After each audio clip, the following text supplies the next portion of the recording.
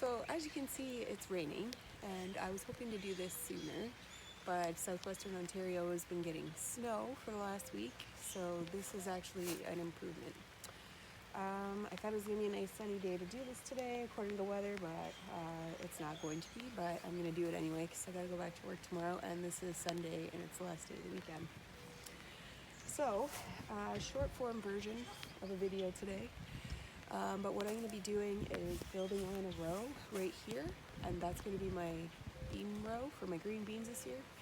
And I'm going to do it basically costing nothing and just using what I have in the house and around the yard. For those of you that watched my compost video last week, that's the same mix that I'm going to be doing in this video, so I'm not going to spend a lot of time showing you how I'm making that mix or where I'm getting it from.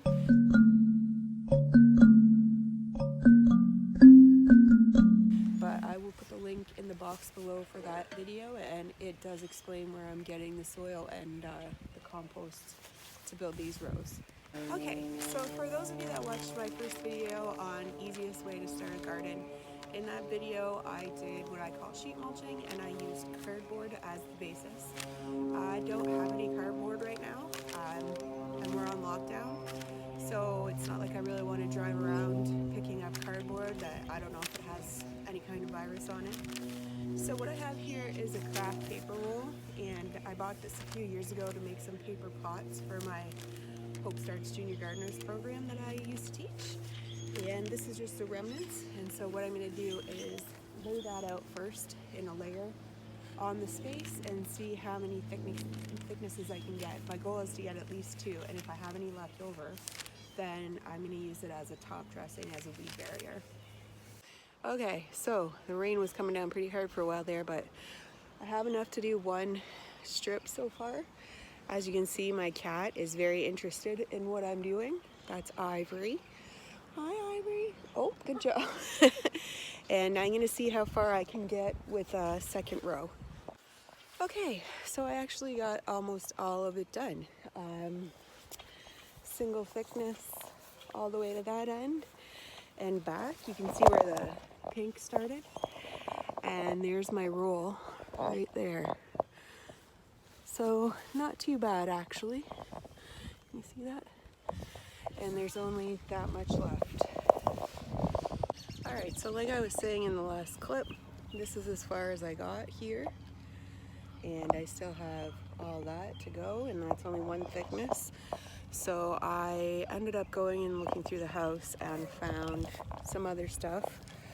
Got here an old flour bag and a box and a roll of paper from the inside of a wrapping paper tube. And I also accidentally swallowed some dirt, so I went and got myself a glass of wine too to wash that down. But they say that if you swallow the earth, the dirt of the earth, you actually ingest all the wisdom and knowledge of your ancestors. So cheers guys, and I welcome your insights. Alright, so this here is what it looks like with the first load of soil on top.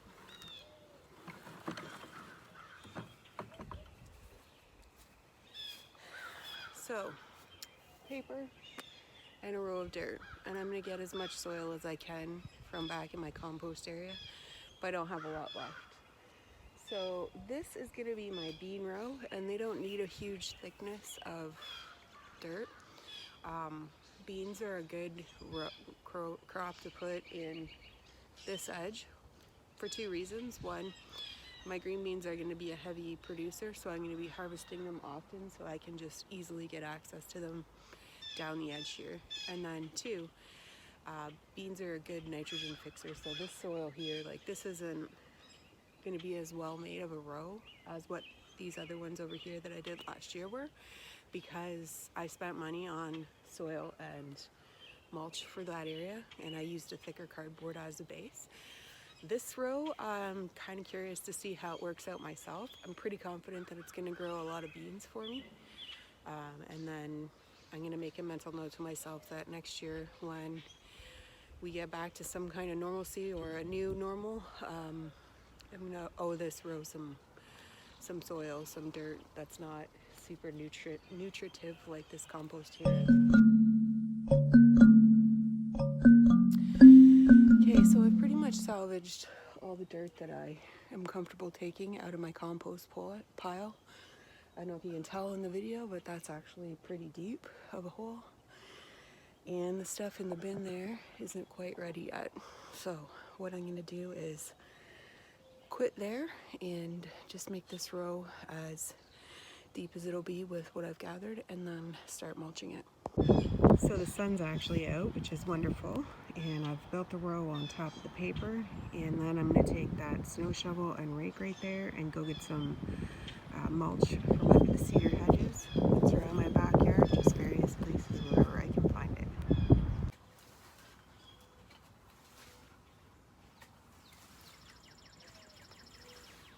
Just gonna take a quick video as I'm going here. That was grass, I'm gonna say an hour and 45 minutes ago, and you would never know really the difference between that corner of the garden and any of the other ones. I'm just gonna walk ahead so you can see where I'm at. So that is as far as I've gotten. That's about 4 loads of mulch from under my cedars, and I'm just gonna walk you to the end here, show you what I got left to do.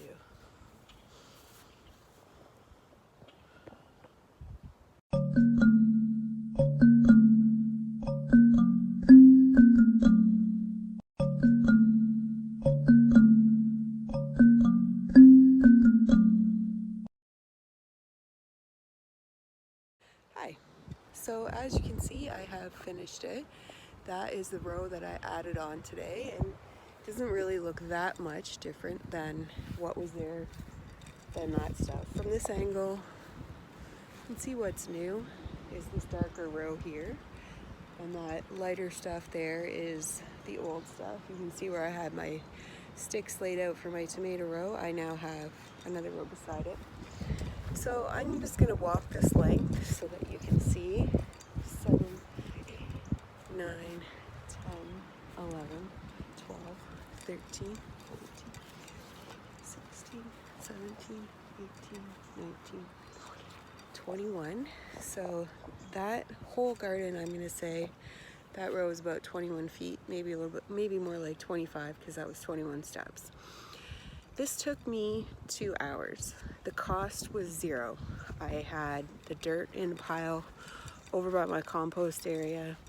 The mulch was underneath my trees, and the paper was already in my house. So all of that was free.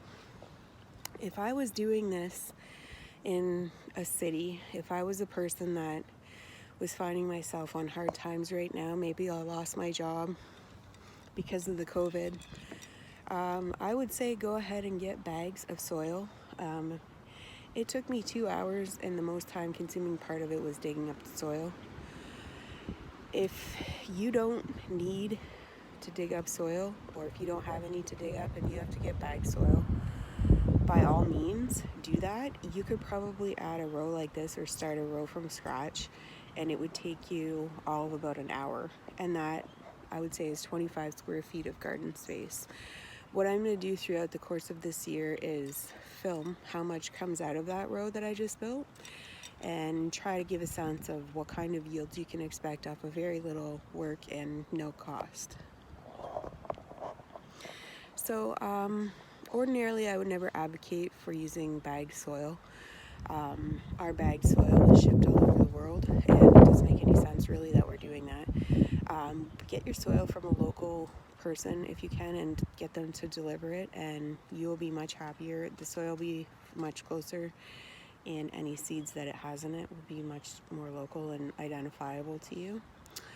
And I'm just going to also say that with regards to the row that I just added, it took me about 2 hours all told. I did stop for a couple breaks, once when my friend Melissa called and once when my cousin Stanley called.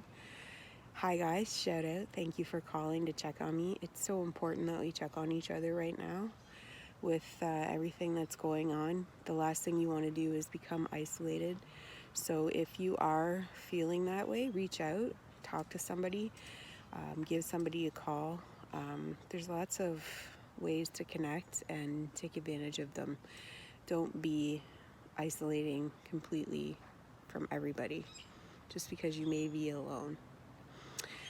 Last thing I'm going to say is that I have some news. I have decided that I'm going to try to rent some land and grow a crop of vegetables. I'd like to get at least 1 acre of land within walking or golf cart distance of my house, and I've started to ask around a bit, and I did put up a post in our store to try to get people who are interested in the village to go ahead and join with me and do a community garden plot.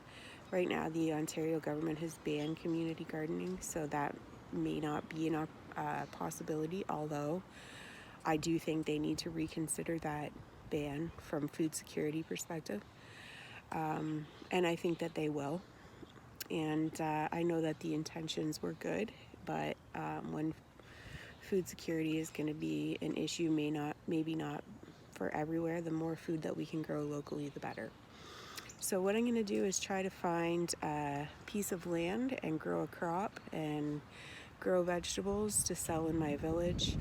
And I know that there's a lot of kids in my village, and if everything goes back to normal, great, and we can find vegetables in the grocery store again, that's perfect. You know, that's really the ideal scenario. If we could all go back to that, like, that would certainly take a lot of stress off a lot of people's minds right now.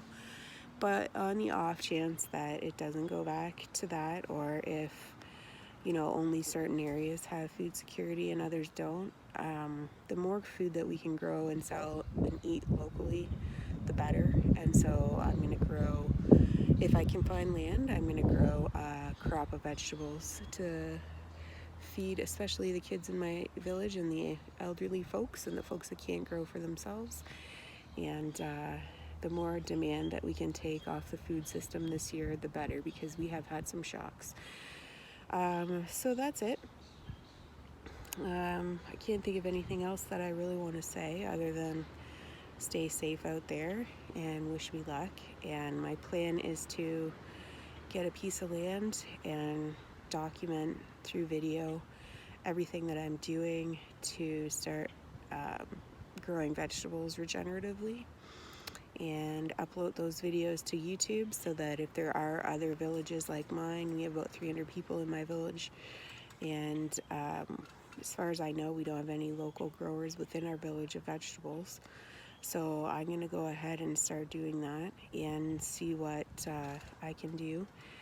And if other villages are interested in doing the same, maybe they can follow me, and maybe we can all learn together a new way of getting by without being so dependent on the global food system, because I think this year we've seen that when it falls hard, and we don't want to put ourselves in that position again. All right, that's it. Peace out. Cheers, and happy growing.